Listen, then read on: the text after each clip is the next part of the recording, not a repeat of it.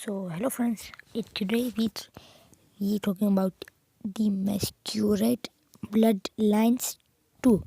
That is update. That is that the this game, the Masquerade Bloodlines 2 will support ray tracing DLSS and mods. So we start this video. When Vampire the Masquerade Bloodlines 2 release next year, it will close out more than a decade of waiting for fans of the first game who have been hoping for a sequel.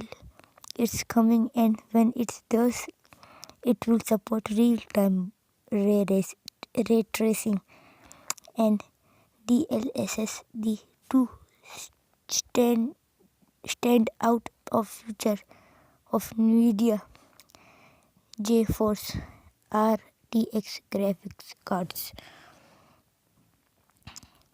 We can announce the NVIDIA is the official graphics partner for Vampire the Masquerade Bloodlines 2, meaning that we will work closely with Paradox to integrate real-time ray tracing effects and performance enhancing DLSS technology to deliver the best possible experience for PC gamers, NVIDIA said.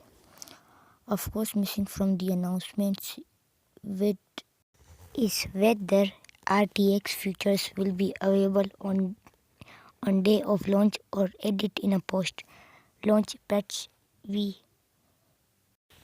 presume the former, given that 2020 is still a long ways off, but can stay for sure. We reach out to NVIDIA for clarification and will update this article when we hear back. So guys, this video is not gonna be so long. I'm talking my experience.